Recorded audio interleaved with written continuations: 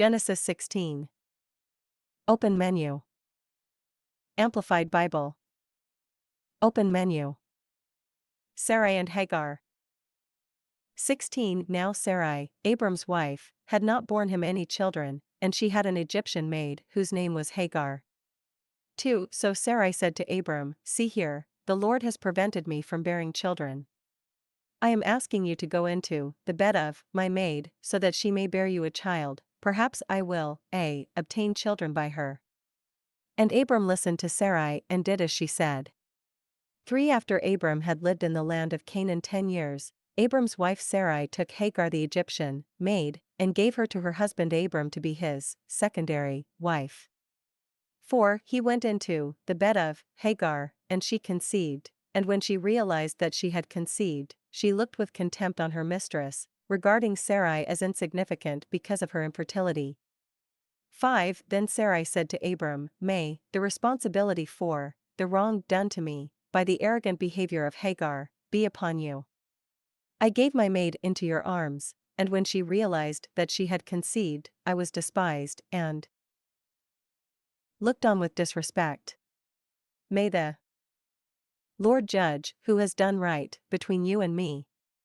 6 But Abram said to Sarai, Look, your maid is entirely in your hands and subject to your authority. Do as you please with her. So Sarai treated her harshly and humiliated her, and Hagar fled from her. 7 But, the angel of the Lord found her by a spring of water in the wilderness, on the road to Egypt by way of Shur. 8 And he said, Hagar, Sarai's maid, where did you come from and where are you going? And she said, I am running away from my mistress Sarai.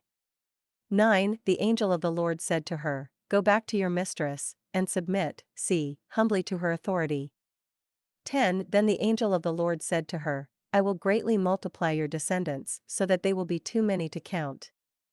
11 The angel of the Lord continued, Behold, you are with child, and you will bear a son, and you shall name him Ishmael. God hears, because the Lord has heard and paid attention to your persecution, suffering. 12 He, Ishmael, will be a wild donkey of a man, his hand will be against every man, continually fighting, and every man's hand against him, and he will dwell in defiance of all his brothers. 13 Then she called the name of the Lord who spoke to her, You are, God who sees, for she said, Have I not even here, in the wilderness, remained alive after, seeing him, who sees me with understanding and compassion?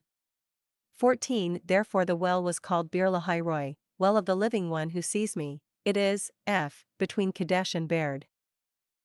15 So Hagar gave birth to Abram's son, and Abram named his son, to whom Hagar gave birth, Ishmael. God hears. 16 Abram was 86 years old when Hagar gave birth to Ishmael.